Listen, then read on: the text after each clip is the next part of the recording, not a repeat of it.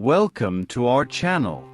If you haven't subscribed yet, subscribe and activate the notification bell so you don't miss any of our spooky stories. I have always been fascinated by the unknown. Perhaps it is this insatiable curiosity that led me to become an archaeologist. My team, consisting of 5 of the best professionals I know, and I were in the heart of a remote forest, following ancient clues that promised us a monumental discovery. After weeks of excavation and study, we found something extraordinary, a hidden entrance, partially buried under centuries of earth and vegetation. The adrenaline surged through our veins as we carefully removed the final obstacles, revealing a massive stone door adorned with symbols that no one immediately recognized. The first thing that caught our attention was the silence.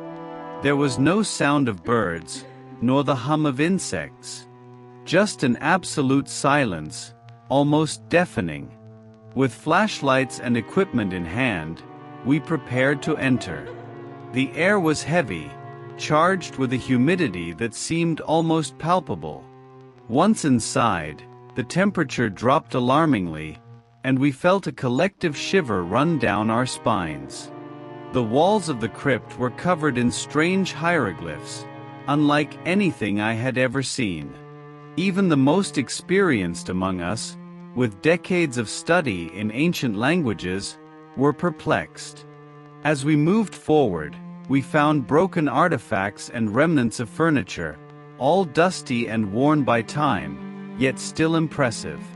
It was as if we had stepped into a frozen fragment of a long-forgotten past. But what truly made us stop and feel a chill was the discovery of a large central chamber. In the center, there was an imposing sarcophagus, carved from black stone and covered with runes that seemed to glow ominously in the flashlight's light. Around it, arranged in a precise circle, were small urns and statues that seemed to guard the sarcophagus. And that's when we began to feel a presence. At first, it was just shadows moving at the edge of our vision, accompanied by an inexplicable cold that made us shiver. We didn't speak about it, but we knew that everyone was feeling it. There was something there, something ancient and hungry. With the excitement of a monumental discovery mixed with the fear of the unknown, we could not predict what awaited us in the depths of that crypt. And this was just the beginning of our nightmare. The sense of discovery still kept us excited as we advanced through the crypt. The narrow corridors, carved into the stone, seemed to stretch infinitely, each leading to more mysteries and relics lost in time.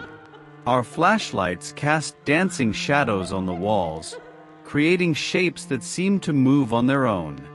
Every step we took revealed new details.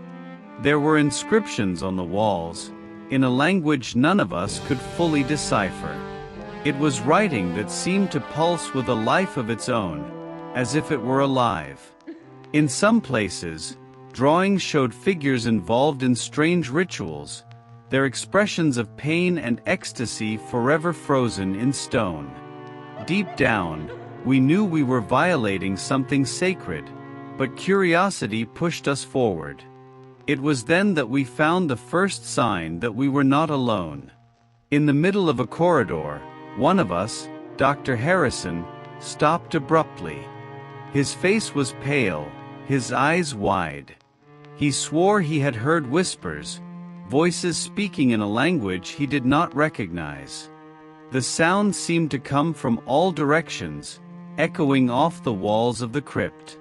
We nervously laughed, trying to shake off the discomfort. But soon, other members of the group began to report similar experiences. Sarah, our ancient languages expert, claimed to have seen a shadow pass quickly by her side. And there was more. As we went deeper, the temperature continued to drop, our bodies enveloped in a biting cold that penetrated to the bone. In one of the side chambers, we found a small altar. On it was a series of artifacts arranged ritualistically. A ceremonial dagger, still stained with something that looked like dried blood, was in the center. Around it were small statues of grotesque figures, their faces twisted in expressions of agony. But what scared us the most was a series of small urns, each with a name engraved. Names that were not in the ancient inscriptions, but in a dialect reminiscent of our own.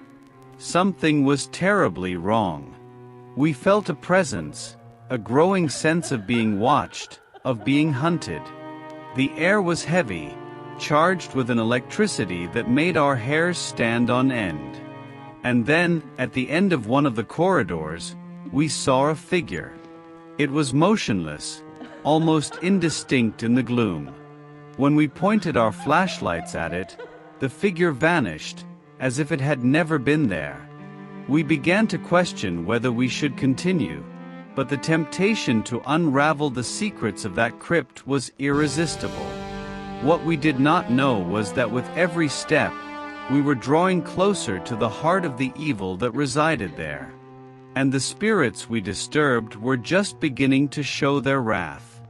When we reached the central chamber, a sense of despair enveloped us. In the center was the black sarcophagus, surrounded by urns and statues that seemed to watch us with empty eyes. It was impossible to ignore the feeling that we had intruded into a forbidden place, a sanctuary of ancient forces that should not be disturbed.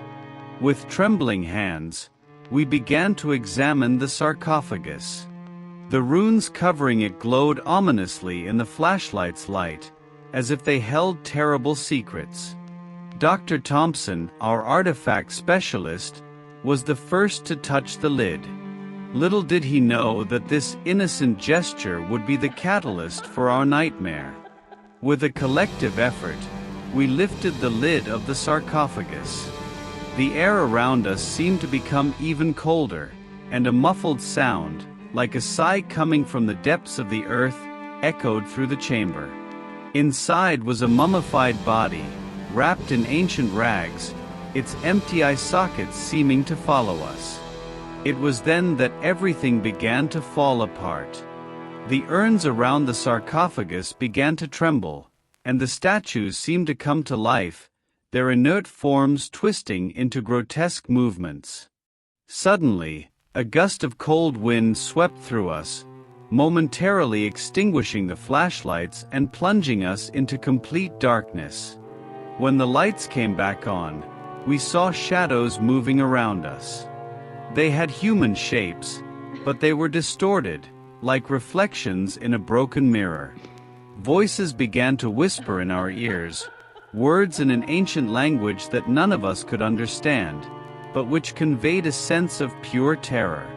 Dr. Harrison was the first to succumb. He started screaming, his hands clutching his head as if trying to expel something from his mind. His eyes were wide with pure panic, and he began to run aimlessly, disappearing down one of the dark corridors. The whispers grew louder, turning into screams and moans. Sarah tried to recite an ancient protection spell, but her voice faltered as a shadow passed through her, leaving her breathless and collapsed on the floor. Each of us was trapped in a particular nightmare, visions of indescribable horrors that left us paralyzed with fear. The shadows surrounded us, their spectral hands touching our bodies, draining our energy and sanity. It was then that we realized what we had done. We had awakened the ancient spirits resting in the crypt, unleashing their rage contained for centuries. And now they wanted revenge. We were trapped in a place where time did not exist, where the living were mere pawns in the hands of the dead. As the situation grew increasingly untenable, we split into small groups in a desperate attempt to find an exit or some explanation for what was happening. It was in this frantic search that Sarah and I found a hidden chamber, different from all the others. Inside this chamber, the air was even heavier, as if the atmosphere was charged with centuries of pain and suffering. There was a large stone table in the center, covered with ancient manuscripts and jars containing unknown liquids. The walls were covered with inscriptions, but unlike the others, these seemed to be a detailed account of past events. As we examined the manuscripts, a horrific story began to unfold before our eyes. We discovered that the crypt was not just a resting place for the dead, but a site where macabre rituals were performed. Centuries ago, a cult devoted to dark gods used the crypt for human sacrifices, seeking power and immortality through spilled blood. The spirits we had awakened were not mere ghosts but tortured souls of the victims of these rituals, trapped in an eternal cycle of agony. Worse, we discovered that one of the cult's leaders was a distant ancestor of Dr. Thompson, creating a direct and sinister link between our group and the past horrors. Sarah found a diary detailing the cult's final days. They had sealed the crypt, believing they could contain the forces they had summoned, but knew the seal would not last forever. They wrote about a prophecy foretelling the arrival of outsiders who, by breaking the seals, would free the spirits and suffer the same fate as the sacrificed. As we read, the screams of the other team members echoed through the corridors, mixed with malicious laughter. The crypt seemed alive, each stone pulsating with malevolent energy. Sarah began to tremble, tears streaming down her face. She whispered something about a spirit that was following her, a woman with empty eyes who cried out for revenge. It was then that we found the final piece of the puzzle, an ancient, dust-covered mirror. As we cleaned it, we saw reflected not only our own faces but also the spectral figures of the cult's victims, their expressions of pain eternally etched. One of these figures pointed to a scroll beside the mirror. The scroll contained a banishment spell, a last attempt by the priests to contain the spirits. We knew it was our only chance, but also realized the cost. Someone would have to sacrifice themselves to activate the spell, offering their soul to seal the crypt once more. With terror growing around us, I looked at Sarah and saw the resolve in her eyes. She knew what needed to be done and was willing to make the sacrifice. I wanted to protest, but before I could say anything, she grabbed the scroll and began reciting the ancient words. The shadows started to writhe violently, and a cold wind filled the chamber.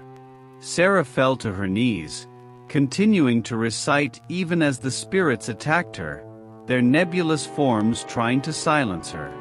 With a final cry of defiance, she finished the spell, and an intense light filled the chamber, banishing the shadows and bringing a deathly silence. The crypt was calm again, but at the cost of Sarah. I saw her disappear, her form disintegrating in the light. And, as I knelt in despair, I knew that I would never truly escape the horrors we had awakened. The crypt was silent, but the air was still imbued with a sense of fear and desolation. Sarah had sacrificed herself to banish the spirits, but the reality was that we were still trapped deep underground, surrounded by stone walls that seemed increasingly oppressive. With our numbers dwindled and morale shattered, the hope of escape felt like a distant dream. Desperate and in shock, the other survivors, just two besides me, and I began to search for an exit, any sign of a way back to the surface. Every corridor seemed like an endless maze, every door a potential trap. The shadows still followed us, less aggressive but always present, as if watching us from a distance. Our lanterns began to fail, their batteries drained by the oppressive atmosphere. With each passing minute, the darkness grew denser, more suffocating.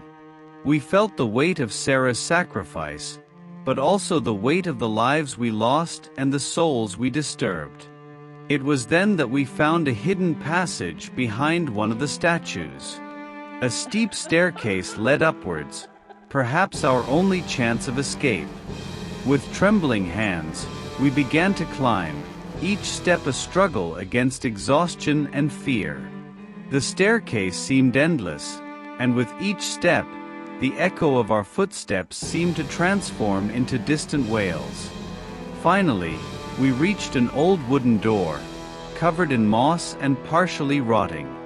We pushed with all our strength, and the door gave way, revealing the entrance to the crypt, now bathed in a pale light of dawn.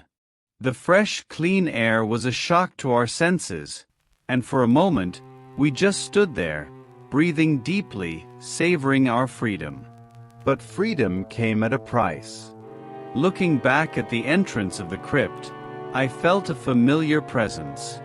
A spectral figure was there, watching us silently. It was Sarah, or at least what was left of her. Her sacrifice had allowed us to escape, but at the cost of her own soul. She was trapped there, an eternal guardian against the evil we had awakened. We left the forest, each of us bearing physical and emotional scars. We tried to move on with our lives, but the experience haunted us. Constant nightmares, visions of shadows, whispers in the dark, the crypt and its horrors never truly left us. Years later, Dr. Thompson, consumed by guilt and the weight of his legacy, returned to the crypt, determined to find a way to free Sarah and the other spirits. He was never seen again. And I, trapped in a life of constant vigilance, write these words as a warning. There are buried secrets that should remain forgotten, horrors that human curiosity should not awaken. The Crypt of the Dead is still there, hidden in the depths of the forest, waiting for other fools who dare to disturb its eternal sleep. And I know, deep down in my being, that the evil we awakened is always lurking, ready to claim new victims.